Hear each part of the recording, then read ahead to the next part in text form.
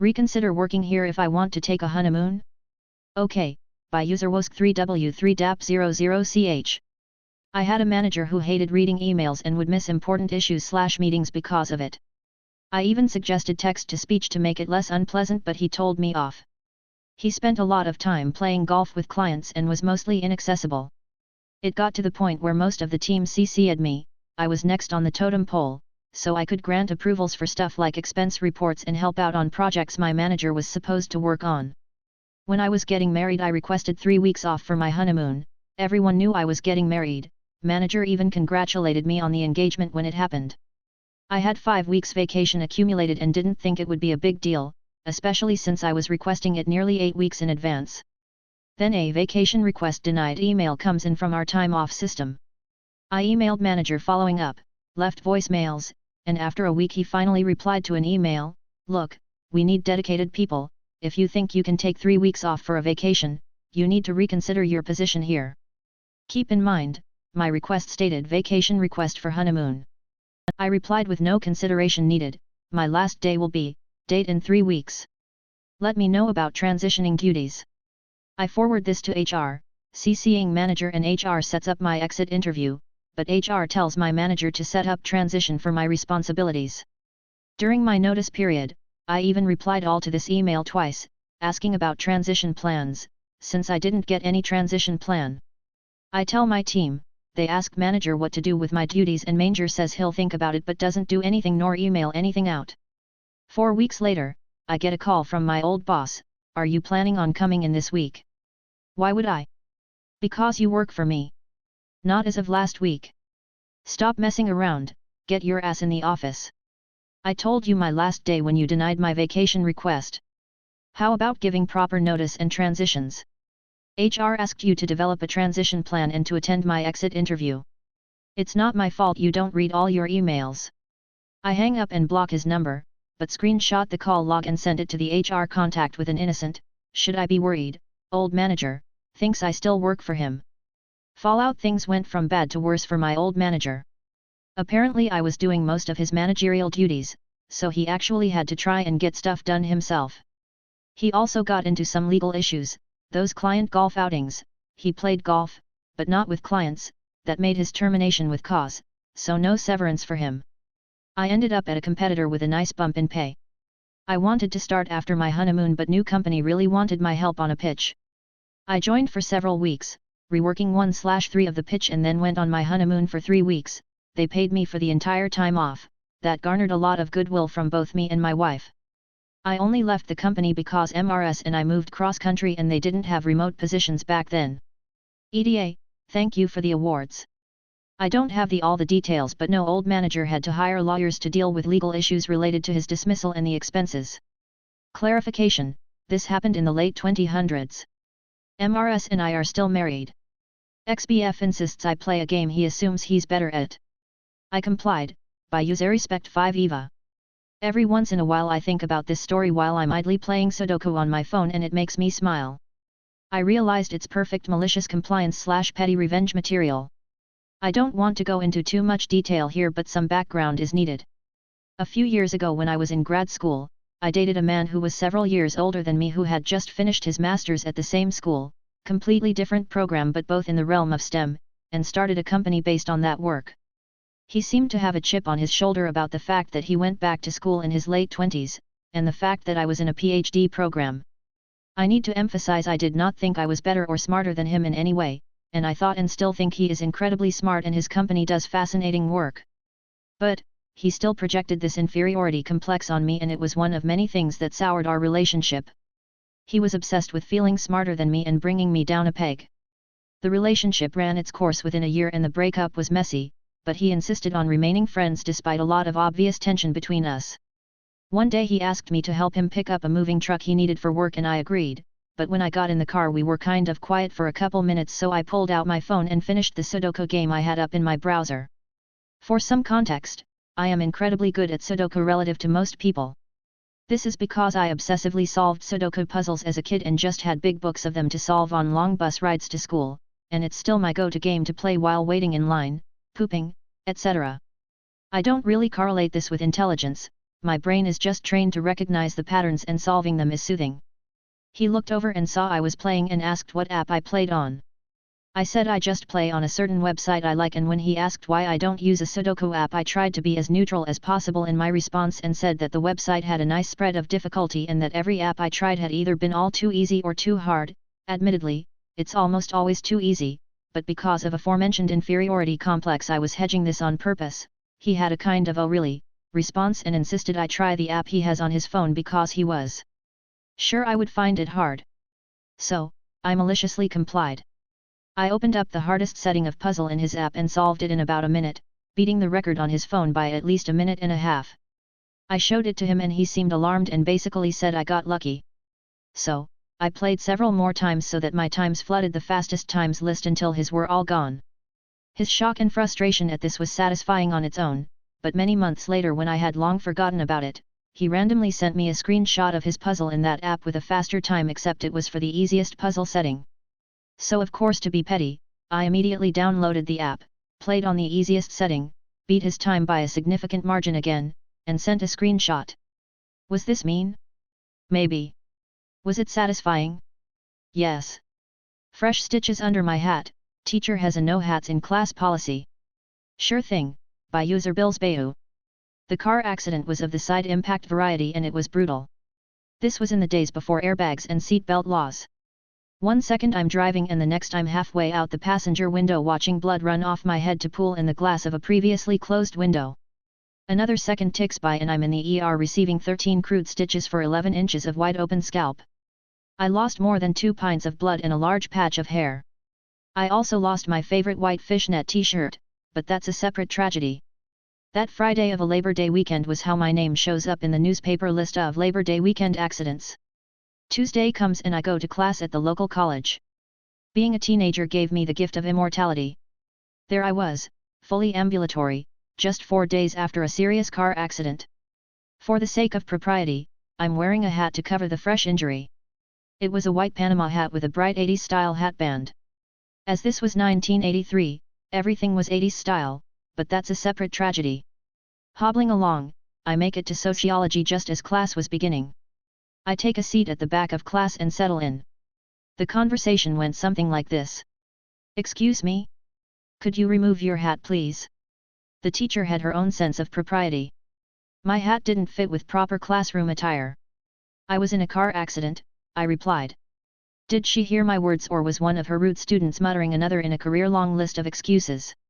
Likely the latter was the case. Take the hat off. You cannot wear that in my class, indicated she was not happy with my hat. Not at all. Well, okay then. Off comes my hat. Roughly a third of my hair had been shaved off. The wound was pink and puckered. The seam had a line of dried blood in it. The wound began an inch beyond my missing hairline and continued back, branching into a Y shape. The surgeon's instructions were to keep the wound clean, dry, and unbandaged. Lucky for all in attendance, my mother had washed my scalp the previous day. She used the word gore at some point to describe what was washing off. Imagine you're one of my classmates. Whatever you would say at that point would be something I heard from my classmates and friends. Ah, you can put your hat back on, said the teacher.